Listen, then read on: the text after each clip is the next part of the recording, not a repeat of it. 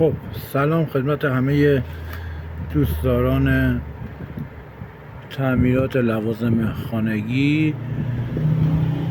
باز هم اومدیم با یک ویدیوی دیگه، این بار برای تعمیر اتوی بخار. یکی از هم مشتریای عزیزمون اتوی بخاری رو دارن که خراب شده و زمانی که به برق میزنن نمیتونه به اون درجه حرارت مورد دلخواهشون برسه و قطع میکنه. حالا ما به قول یارو گفتنی بازش میکنیم ببینیم مشکل از کجاست و برطرفش میکنیم. برای اینکه وقت ویدیومون کمتر گرفته بشه من قبلا پیچ های اصلی رو باز کردم، قطعات از هم جدا میکنیم تا ببینیم داخل چه خبره. خب قسمت های اصلی اتو از هم دیگه جدا میکنیم، خیلی آروم با دقت باید بردارید وسایل رو از هم جدا کنید. خب دو تا پیچ پایین کار داره و یه پیچ بالای کار، اینا رو باز میکنید و خیلی راحت جدا میکنید. بعد از اینکه جدا کردید میرسید به کف اتو. کف اتو به قول یارو گفتنی به یه ترموکوب برمیخورید که با دو تا پیچ به کف المنت چسبیده. این دو تا پیچ رو باز میکنید و این ترموکوب جدا میشه. در این جور مواقع که مشتری فرمایش میکنن که قطع میکنه و به اون درجه حرارت واقعی نمیرسه، مطمئنا مشکل از همین ترموکوب نمونه و باید ببینیم ترموکوب چرا نمیتونه به اون درجه حرارت واقعی. و اگر قطع میکرد و اصلا وصل نمیشد، خب مطمئنا ترموکوب خراب شده بوده و باید تعویض میشده. ولی الان که مشتری فرمایش میکنن که وصل میشه، گرم میشه ولی نمیتونه به درجه حرارت اصلی خودش برسه، مطمئنا یک مشکلی در عملکرد ترموکوب به وجود اومده. باید بگردیم ببینیم چرا نمیتونه اون درجه حرارت اصلی رو پیدا بکنه. خب اینجا باید این کار رو اولین کاری که میکنیم انجام بدیم. یک نگاه اجمالی به ترموکوب میندازیم ببینیم آیا خوردگی ایجاد شده یا زنگ زدگی داره یا چسبندگی برای دو سمت فک‌های ترموکوب کنتاکتاش به وجود اومده یا خیر. خب میبینیم که چسبندگی وجود نداره. خب زنگ زدگی هایی اطراف این ترموکوب به وجود اومده. خب میتونه تاثیر بذاره اما نه به این صورت که نذاره عملکرد واقعی شد دستگاه انجام بده. و باید ببینیم که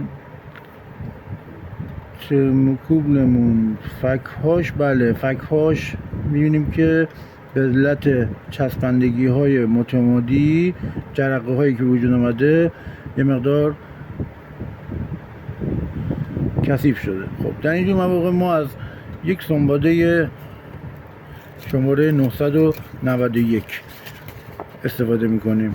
شماره 991 توصیه میکنم که از سنباده های کلوفتر استفاده نکنید چون فک کنتاکت رو خیلی میخوره و ضعیف میکنه. با اولین چسبندگی و آمپر بالا این فک کارایی خودش از دست میده. خب یه تیکه از این سنباده رو ما جدا میکنیم به همین اندازه کافیه و با بالا کشیدن این قسمت چیز این کار رو انجام میدیم. حالا با یه مقدار سنباده به فک پایین و به قول یارو گفتنی تمیزش میکنیم. حالا فک بالا رو هم به همین ترتیب تمیز میکنیم تا ببینیم که آیا صیقلی شدن یا نه. فک بالا که قشنگ صیقلی شد، حالا فک پایین هم یه مقدار دیگه میمونیم. فقط یه چیزی که باید حتما رعایت کنید اینه که به طور کاملا افقی این کار انجام داده بشه. یعنی سنباده دستتون باید زاویه دستتون جوری بگیرید که به هیچ عنوان شیب روی کنتاکت ایجاد نشه، که دو لبه دو فک کاملا روی هم سوارشن و عمل کرده دستگاه رو درست انجام بدن. خب حالا که سنباده رو وسط کار قرار دادیم، میتونین این قسمت رو ول کنید با یه مقدار فشار بیشتری این کار انجام بدید که قشنگ دو لبه روی هم سوار بشن و قشنگ تمیز بشه. خب حالا اینجوری که قشنگ تصپینم معلومه، میبینید که خوب روی هم نشسته و میبینید که دو تا فک کاملا روی هم سوار شدن و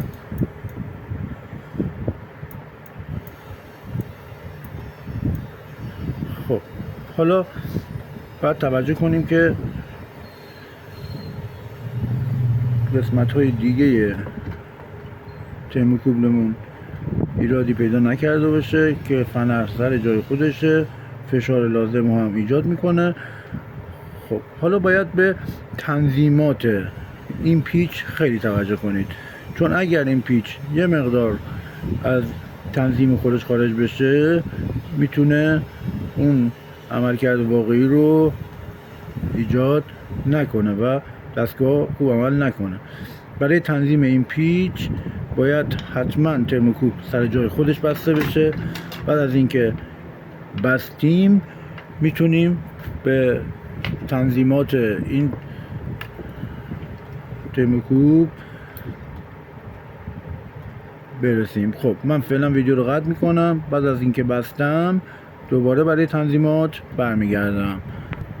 خب دوستان، ما دو تا پیچ رو بستیم و ترموکوب رو سر جای خودش قرار دادیم. حالا برای تنظیم کردن پیچ تنظیم ترموکوب ما به یک صدای ریز و اصطلاحاً اون چیک باید توجه کنیم. بعد از اینکه شما اونو سر جای خودش قرار دادین، با کوچکترین با صدای شنیدن چیک شما دیگه نباید پیچو دیگه دست بزنید و باید بذارید روی همون نقطه باقی بمونه.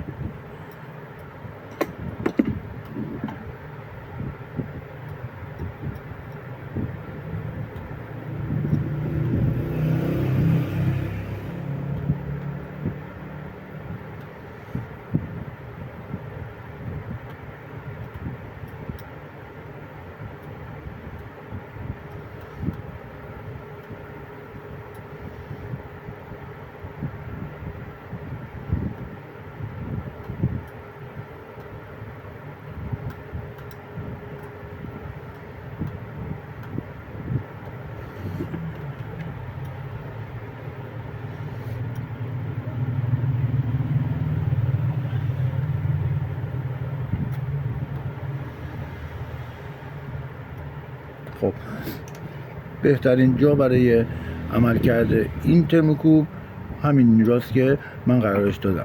خب حالا باید یه تست کوچیک بگیریم و ببینیم که آیا عملکرد درست خودش رو دستگاه انجام میده یا نه.